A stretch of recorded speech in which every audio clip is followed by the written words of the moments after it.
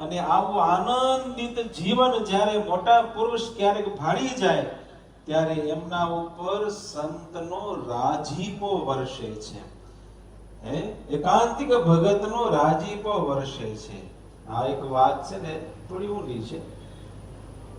જેનું જીવન ભજનમય હોય, ભલે વ્યવહારની અંદર રહેતો હોય, મોટો બિઝનેસ ચલાવતો હોય, ગમે કરતો હોય, પણ જ્યારે એ ભગવાનના મામ અનુસ્મરયુત્ય છે, કામ કર પણ મને ભેગો રાખીને તું કામ કરીશ ને તો એકેય કર્મ તને નડશે નહીં. તું મારા શરણમાં આવી જઈશ. ભક્તજનો, આવા ઉપદેશો આપણા આ શાસ્ત્રોની અંદર છે. તમે વિચાર કરો, આપણે એ જ કરીએ છીએ. અગત્યના પર્વતભાઈએ શું કર્યું? આપણે બધા ભગતને જાણીએ છીએ. ખેતીનું કામ કરતા હતા, હળ હાંકતા હતા ખેતરમાં. કઈ બીજું જાજી કોઈ સાધના નહોતા કરતા, સાધુ નહોતા થઈ ગયા. કઈ એક જગ્યાએ મંદિર કે મઠ બાંધીને બેસી પણ નહોતા ગયા. પરિવાર હતો, દાદા બાપુનો પરિવાર હતો, આ બધાના પરિવાર હતા. પણ એને શું કર્યું? આ ઉપદેશ જીવનની અંદર ચરિતાર્થ કર્યો કે ભગવાનને યાદ રાખી અને આપણે કામ કરવાનું છે. તો આપણે તમામ કર્માની નિષ્પત્તિ એક કર્મ છે એને બાદ કરી શકતા નથી. આટલો જબરદસ્ત ઉપદેશ આપણા શાસ્ત્રોની અંદર અપાયેલો છે. ભક્તજનો, જો ભગવાનને હૃદયમાં ધારવા હોય, ભગવાનનું ભજન કરવું હોય ને તો થોડો ઘણો ખપ્ત આપણે હોવો જોઈએ.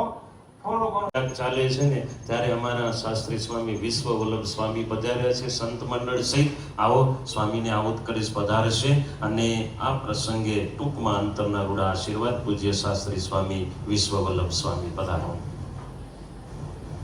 એક મહિના સુધી ઠેક ઠેકાણે અધિક મહિનામાં ખૂબ હરિભક્તોએ ભજનનું અનુષ્ઠાન કર્યા. હવે છેલ્લી બાકી ઉદ્યાપનો ચાલી રહ્યા છે. આજે આ ઉદ્યાપનમાં ઘણા બધા સંતો હરિભક્તો સાંજોગી બહેનો પધારેલા છે. હવે આવે છે શ્રી હરિ તપોવન ગુરુકુળના સંતોએ એક મહિના સુધી ભજનનું અનુષ્ઠાન ચાલુ રાખ્યું છે. એમાં ગંગાજી ઉપર જ્યાં ભગવાન સ્વામિનારાયણ એક મહિનો રોકાણા, ગંગેશ્વર મહાદેવની પૂજા કરી છે એક મહિના સુધી, જ્યાં સ્વામિનારાયણ ભગવાને પ્રાર્થ્યું. આ તો બધા અક્ષરના મુક્તો છે. વિચાર કરજો કે આ ગ્રસ્તાશ્રમ છોડી કરીને નાના 15, 20 વર્ષના બાળકો અહીંયા કને સત્સંગ કરે છે એ કેને માટે છે? કેવળ પોતાને માટે નથી, પણ બીજા હરિભક્તોને સત્સંગ કરાવવાને માટે આ સત્સંગ આ સંતોએ ભેખ લીધા છે. તો આ સંતોને કોઈ અવળો ભાવ ન લેતા અને તમે બધાએ નળના દેવની આશીને રહેલા છો તો વિશેષપણે કરીને દેવની નિષ્ઠા તમે પાકી રાખજો. એમાં નિષ્ઠામાં કોઈ ફેટ ન થાય એનો તમે બહુ ખટકો રાખજો. કારણ કે